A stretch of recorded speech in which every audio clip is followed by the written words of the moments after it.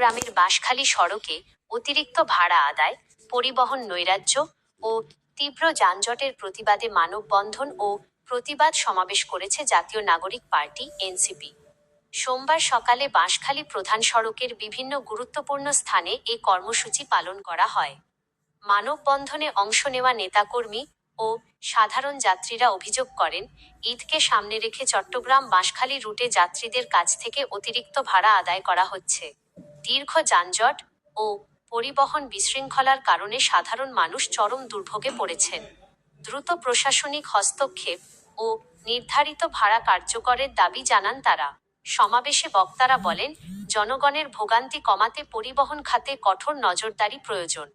অন্যথায় আরও কঠোর আন্দোলনের কর্মসূচি ঘোষণা করা হবে বলেও হুঁশিয়ারি দেন তারা।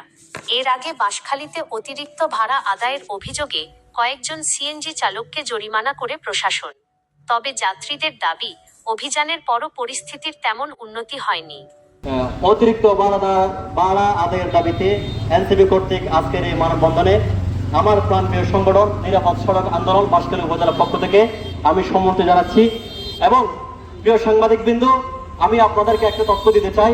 আমি যখন কালকে শহর থেকে আসি তখন আমি নতুন ব্রিজে এবং মসজিদ থেকে কিছুক্ষণ অবস্থান করি। তখন আমি সেখানে দেখতে পাই এই প্রশাসন কর্তৃক মসজিদ থেকে এবং শহরে যে সমস্ত শহরের সিএনজিগুলো রয়েছে তাদের থেকে মালতি এবং টোকেন বাণিজ্য করে তাদেরকে বাঁশখালীতে প্যাসেঞ্জার সেগুলো নেওয়ার জন্য সুযোগ করে দেওয়া হয় এবং বাঁশখালী থেকে যে সমস্ত সিএনজি দেওয়া হয় সেগুলোকে আইন দেখিয়ে আটক করে মামলা দেওয়া হয়। সুপ্রিয় সাংবাদিক বন্ধুরা, আমি সেটা কালকে তদন্ত নিয়ে আপনাদের সামনে উপস্থাপন করলাম। আমি সেখানে প্রশাসনকে এই কথা বললাম, আপনারা যদি বাঁশখালীর গাড়িগুলোকে এই মসজিদে আসতে না দেন তাহলে আমার বাঁশখালী মানুষগুলো কিভাবে বাঁশখালী যাবে?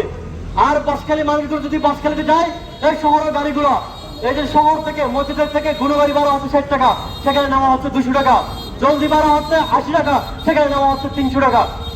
অতিরিক্ত গাড়ি না থাকার কারণে আজকে আমাদের বাঁশখালী মানুষ ভোগান্তির শিকার হচ্ছে।